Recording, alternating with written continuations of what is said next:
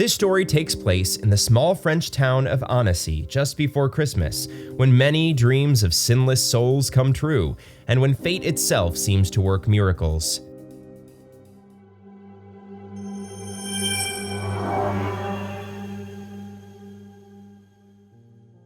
Jeremy Robert, 12, was in school a block away from his home. He always walked from their beautiful family home to school. The boy loved his town, and every day he seemed to enjoy looking at the same streets, noticing new details. Every morning his mother packed his lunch, prepared with her own hands, for school. Solange believed that food from home was much healthier than the food that could be bought in the cafeteria. All her son had to do was buy tea or juice, and he had a great lunch. It was 2 weeks before Christmas when his mother noticed something unusual. Jeremy began to eat large portions after school at home.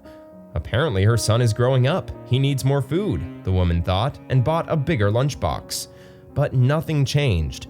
The boy was literally pouncing on food after school. Ellen, Jeremy's teacher, was confused. For more than a week now, at lunchtime, the boy had stayed in the classroom. When she asked why he wasn't eating, the boy would tell different stories. It turned out that he suddenly forgot to bring lunch from home, or had already eaten it before. The teacher wondered what was going on. She knew the boy's mother and thought she was a fairly wealthy and responsible woman. Still, she decided to call the woman. It was not acceptable for a child to be hungry at school for the whole day. When Solange heard that her son hadn't eaten lunch at school all week, she was shocked. But how could that be? After all, she had packed him cutlets, rice, sandwiches, or something delicious every day. She thanked the teacher and promised that the next day Jeremy would be sure to come to school with food. But the next day the teacher still saw the boy's empty lunchbox. She couldn't stand it, so she picked up the phone to call his mother. The boy became nervous and began to ask not to call his mother. He admitted that he was giving his food to someone, but Ellen could get nothing more out of him. Then she quietly called the boy's mother and told her everything. At first I thought he was having his food taken away by someone, but it turned out he was just giving it to someone else. But to whom? I don't know. I haven't been able to find out. Okay, let's follow him together tomorrow. I'll call you when my son leaves the house. I'll sneak after him to the cathedral, and then you will follow him. The women agreed to find out the truth. In the morning, Solange pulled out a new lunchbox. Upon seeing it, Jeremy was visibly happy.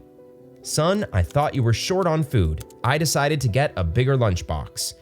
Yes, Mom, maybe. Thank you. The pleased boy almost ran off to school. Solange called the teacher and, hiding, ran after her son. Not far from the cathedral, the woman suddenly saw a surprising sight. Her boy crouched on a box next to a poor girl who seemed to be begging for alms. He opened his lunchbox, and the girl greedily began to eat. Solange understood. She called the teacher and said she would come to the school and tell her everything. The intrigued teacher was waiting for her at the front door. Solange told her everything.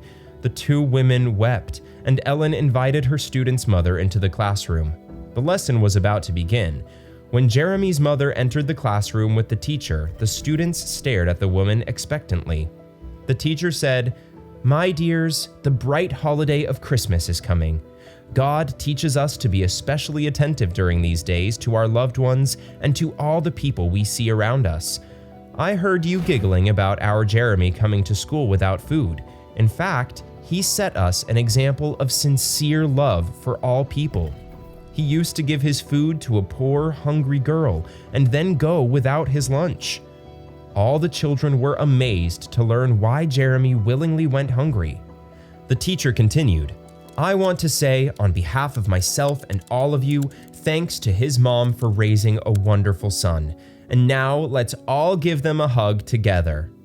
The children jumped up from behind their desks with delighted faces, and soon Solange and a blushing Jeremy were in their circle. The next day, Jeremy's mother wanted to meet the girl herself. It turned out that her parents had died a year before, and she was living with a very old grandmother. She had to spend a lot of money on medicine and food.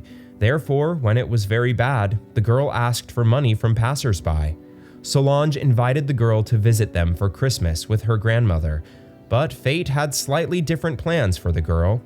When Solange shared the story with her friend, she was very sympathetic to the girl and the old lady who had to carry a heavy burden. I mean, she can't even give her a proper education. Yes, indeed, replied Solange. After a while, the thoughtful friend left. She had to discuss a crucial matter with her spouse. On Christmas Eve, the woman arrived at the girl's address with her husband. They invited the old woman and the girl to join them for Christmas.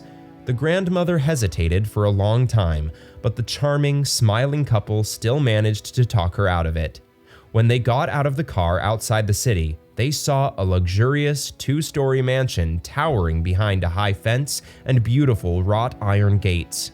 The poor old lady and her granddaughter went inside in awe. The great hall downstairs was decorated for Christmas. When everyone was seated at the table, the mistress of the house stood up excitedly. Dear guests, it so happens that my spouse and I live in perfect prosperity, but we have never had children, nor do we have relatives, so we invite you to become part of our family. To ensure that no one can ever kick you out of our family home, we will formalize our kinship legally. The little girl will be our daughter, and you, madam, will be our beloved grandmother. Do you agree? The old woman looked with infinite wonder at the rich people sitting in front of her, and suddenly she cried. Everyone rushed to comfort her. The old woman realized that now she could feel comfortable about her granddaughter's fate, and the local millionaires suddenly felt in their hearts that they had finally found a family. The Christmas miracle that Jeremy started has been fully implemented. That's all, folks. Share the video, write a comment, and like it. Bye!